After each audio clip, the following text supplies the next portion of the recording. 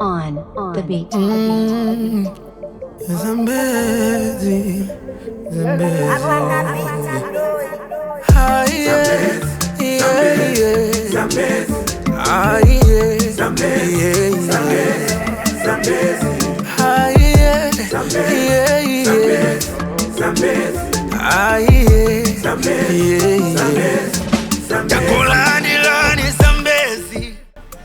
Bonjour, good morning, Jambo. Hello everyone, this is the Paradigm Initiative podcast at the Digital Rights and Inclusion Forum DRIF 2025. What is DRIF? So every year, Paradigm Initiative brings together stakeholders in the digital rights and inclusion sector from across the globe to discuss stakes, challenges, and of course, the way forward for, first it was Africa, now the Global South. And one key thing that marks DRIF every year is the release of a report on the state of digital rights and inclusion. This year, the report features 27 different countries across the African continent. We have countries like Nigeria, Cameroon, Ghana, Senegal, Zambia, and what have you. But then, this report cannot be complete if we don't have a country like Kenya, and we're definitely going to be discussing the Londa report for Kenya today. So you're just going to stay with us for the next couple of minutes.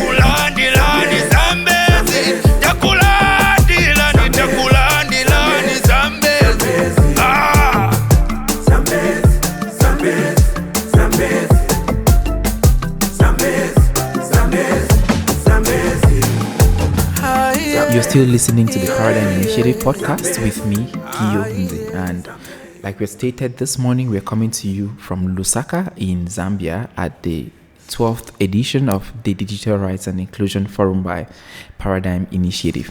And today we are going to be talking about the Londa 2024 report, which has just been released. And we're talking about Kenya. We have a guest with us today, and she is author of the Londa 2024 report for Kenya. She is called Miriam Beatrice Wanjiru. She is Programs Officer for Paradigm Initiative for the East African region. Hello, Miriam. Habari? Mzuri sana. You're learning your Swahili. Oh, That's goodness. good. That's as far as it goes for me. It ends there. There's literally nothing else. Welcome to the PIN podcast. Thank you very much. Thanks for having me. I'm really excited to have this conversation. Oh, great. So before we get into the crux of the matter, tell us, how is it going at DRIF 2025? This is definitely the best DRIF yet. And I know we keep saying that every year. Yeah. Personally, this is my third DRIF to attend. And I would say it is bigger, better, more people, more participation. There's so much vibrancy. There are so many cultures represented. Yeah. And I would also want to say that the pattern that I'm noticing from my two previous DRIF sessions is we are seeing more representation from the Global South, which is fantastic. Yeah. Because from, our plans and our goals as Paradigm Initiative is to expand even outside the continent and go global majority. So that's a huge plus for me. It's really amazing. I like when you preach the Paradigm Initiative gospel. It's so convincing, but then easy to assimilate. But then you're coming from Kenya. I know DRIF, we have about 66 countries across the globe represented. Every country has its peculiarities. You're coming from Kenya, and there's something that has been trending recently. It has to do with bloggers. So Kenya's tech boom has also come with a lot of risks. It has come with good things, but then there are risks attached. And one of these is bloggers being harmed for the work they do. Can you just tell us a little bit more about that?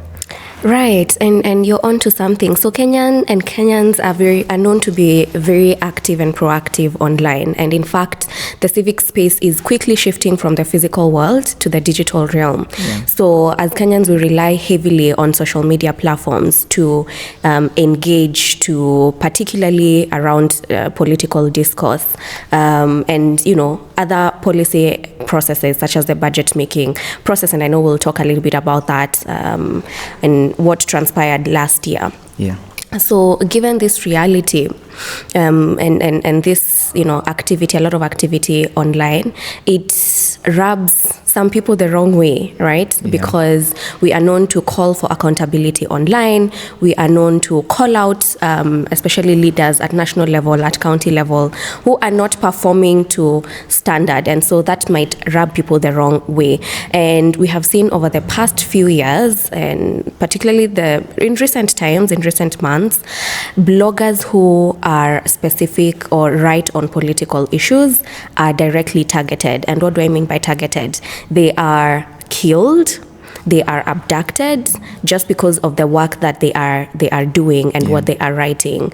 And it is quite interesting because if you remember, we devolved our system when we got our 2010 constitution from a centralized form of government to a decentralized form of government. And so we are seeing even the bosses in different counties at county level are also taking on a trend that is quite problematic. And so if a blogger directly writes about them at county level, then they are quick to either make them disappear or a lot of them told us that they faced a lot of threats, threats directed at them and threats directed at their families. And so it's quite a worrying trend. So a lot of this is captured in a report released by Paradigm Initiative recently, Devolved Impunity, the state of safety and security of bloggers in Kenya. But also, away from that report, I know we're talking about Londa today. What are two other key aspects that stand out from the Londa report for Kenya? So if somebody just says, hey, in a minute or two, I want to know what exactly are the issues that this report is presenting. Lovely. So it's impossible to talk about what transpired in 2024 in Kenya without talking about the Gen Z protests and how they directly and indirectly affected the state of digital rights and inclusion in Kenya. And I would say the two outstanding things that, come out from the report are, one, that in 2024, we documented a lot of state-orchestrated digital repression. I will explain what that is. We also witnessed and documented digital inequality, particularly when it comes to connectivity.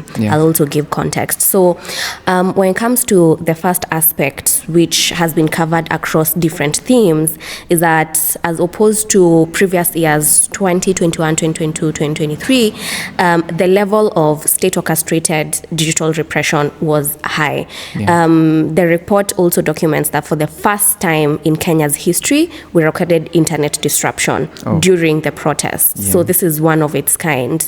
We used to, brag around and say Kenya has never witnessed any internet shutdown until... Welcome to the club. We, as a Cameroonian, we can give you lessons for free on that. And that's really quite unfortunate. And it's a status quo that we really wouldn't want to propagate and say that we are used to it. I mean, I know civil society organizations, including Paradigm Initiative, put out quite strong statements against the internet shutdown.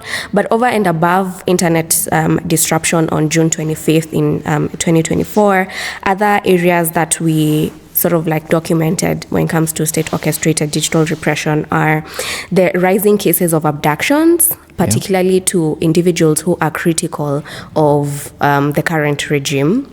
And unfortunately, this happens to be a lot of young people who are tech savvy and are absolutely exhausted with lack of accountability. And so one post on X or one post on Facebook would warrant you to just disappear, right? So we saw 19-year-olds in campus completely disappear just because they said this regime is not performing up to our standards. So the report gives a few numbers. Because I know it has mentioned that we registered over 60 deaths just because of the protest, particularly people who are championing for good governance and accountability, most of them being young people. We have thousands of them arbitrarily arrested, and most of them were arrested on grounds of a very problematic provision, the Computer Misuse and Cybercrimes Act, which is it has very problematic sections. So they were arrested on those grounds, and a lot of them are still missing. Up to date, it's 2025, and a lot of them are still missing. So internet disruption, we had increase in surveillance, abductions, intolerance to people, to digital activists. But then also we saw an increased number of direct threats to mainstream media. And the report, documents a few media houses who came out to the public and said, we have been directed by government not to publish certain content, and that is a direct violation to provisions in the Constitution on freedom of expression. Those state orchestrated digital repression trends are quite pronounced in the 2024 report if you're to look at it against the 2023 report. Not to say that 2023 was absolutely clean, but we're just saying it's getting worse. It's getting worse. So and this idea of mainstream media, it reminds me of the Press Freedom Day theme for 2025. The theme is reporting in the brave new world, the impact of artificial intelligence on press freedom and the media. So it is like painting a picture of that impact, because back in the day they would need to go physical. But these days, they don't even need to sometimes come to your location. Right. They're just able to maybe track you or maybe hack your systems or do something. But I like the fact that you have painted out the problem really well. Yeah. But it doesn't help if there's no solution. Right. So what are some of the key recommendations or courses of action to take based on the Londa report for 2024? Lovely. So the report goes on, and I welcome everyone to download the report from Paradigm Initiative's website, because we have categorized recommendations per stakeholder. So we have recommendations directed at government, we have recommendations directed at private sector, we have recommendations directed at the public, because everyone has a responsibility and a duty. But I would say the key recommendations I'd want to point out that are specific to the problems I have highlighted are, one, there are still very problematic legal provisions that allow, particularly for state actors, to infiltrate or to violate digital rights. So those ones, and we are calling on civil society organizations and legislatures to ensure that those legal provisions are completely scrapped out. Specific sections of the Computer Misuse and Cybercrimes Act, for example, should completely be scrapped off, because it's a danger to, digital activists and just any online user, right? We saw so many everyday young men and women taken to court or disappeared or even killed just because of a single post. So it doesn't have to be a journalist. It's just a normal everyday person like me and you, right? So those legal provisions need to be put in place. And we also identified a few gap areas in policy that also need to be filled. So the report is quite explicit in what exactly that needs to be. But there's also a challenge that I hadn't expounded on, is that we documented very well in the report an issue around inequality in terms of connectivity.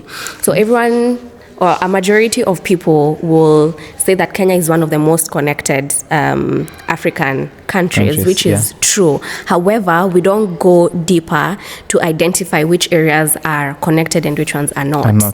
In urban areas in Kenya, we have easily over 80% connectivity. But in rural Kenya, we still have areas that are less than 20% connected, right? And so this narrative of, Kenya is well connected, we have a majority of online users in Kenya, some of it is true, but there's another the reality side. Of the ground is more complex than it's presented. Absolutely, right? And we have provisions that allow or that would support, increased connectivity, such as the Universal Service Fund, the USF. We documented the USF and the spending of the USF in 2023 report, but you will see what we have talked about in terms of USF in 2024 is not as robust as the 2023 report, because those reports are still not publicly available. So we need more people to follow the money, follow the USF funds, follow the money, and ensure that we are closing this gap. And it's not just an urban-rural gap. We also witnessed and documented gaps between men and women, right? The gender gap. The gender gap in connectivity. So, On the beat.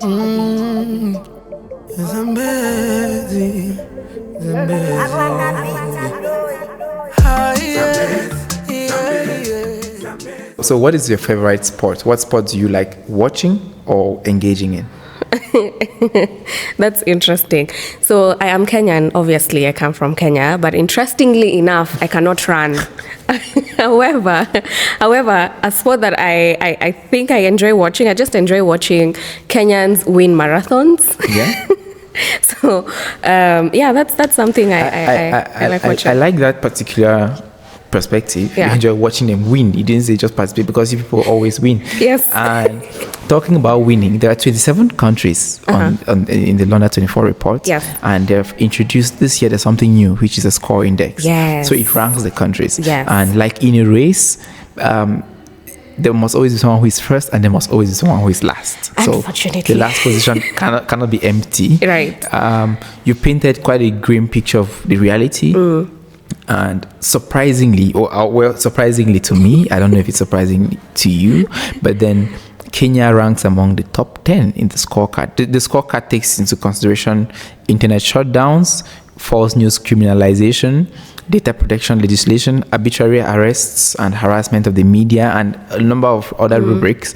So Kenya ranks among the top 10 in this scorecard. Do you think it did justice? I mean, as looking at the realities on the ground, do you think this scorecard did justice to the realities on the ground? I really like that question, and I hear you when you say I've painted a grim picture. Yeah. And I remember having a back and forth with my peers and other authors and say, I have so much hope for my country. I think I should rank Kenya low so that the right people can do what needs to be done. Yeah. Obviously, that did not happen. And one of the reasons I really like the index that was introduced is that it helps researchers such as myself to remain objective. Yeah. So in as much as we are saying that 2024 wasn't the best year for Kenya, we also need to be cognizant, and the index helps us do that. We need to be cognizant of the things that are working and the things that need improvement, right? Yeah. And I would say it ranks amongst, top 10. I think Kenya can do better, obviously. I mean, it's home to M-Pesa, if anything. No, but so one of the things that made Kenya rank among, top 10 of the 27 is existence of supporting laws. I would say, we were comparing with other countries and say, at least Kenya has a data protection act, and on top of a data protection, because data protection was one of the themes that we are closely looking at least it has that in comparison to other countries. And over and above that, there's establishment of a data protection commission, right? That is fully functional, fully staffed. I think it does quite well given the circumstances. And so we have to remain objective in authoring Londa, because it has implications as well. So those are some of the provisions that at least helped Kenya not rank among the the last countries. But then the hope is that when we come back, and we will come back for Drift 26, and then we can begin to say, there was some improvement. Maybe Kenya went a notch or two up the ladder. Right, absolutely, and that's the thinking behind the index, because we want to see in the course of 10 years, how has a particular country performed? Exactly. And I hope, in as much as we've started at whatever position we've started, in 2020, but I can tell you for sure, because we are leaving 2025 already, and the situation is not looking any better. But we hope and we have elections. I know 2026 will be a campaign year. We have elections in 2027, but at least we can hope, we always hope to record better results, and hopefully if we look at how Kenya has performed in the next 10 years, I hope we'll look back and say it's only in 2024 that the internet was shut down. That for me is my hope, both as a researcher and as an advocate for digital rights. Thank you very much, Miriam. 10 is good, but then Kenya can do better. Absolutely. And when I look at this list, I have to scroll down like twice to see where my country is. So I really envy you. I really envy your country. But I agree with you. There's need to definitely do better. So, dear listeners of the Paradigm Initiative podcast, where does your country rank on the score index? Get the Londa report, and you're definitely going to know. Tell us if it's really ranked low or if you're flying high.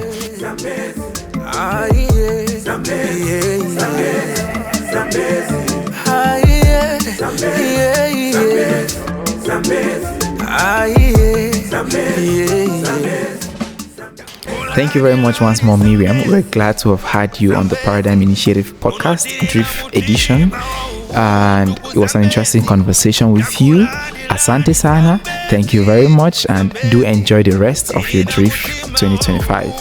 Thank you, Gil. Thank you for having me. Thank you for hosting me in Lusaka. I hope to see you in Drift 2026 in Cote d'Ivoire.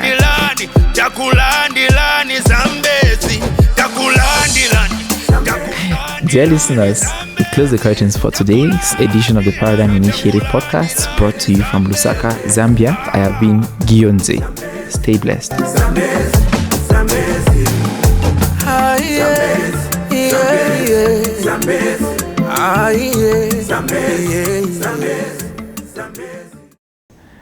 Digital rights and inclusion forum.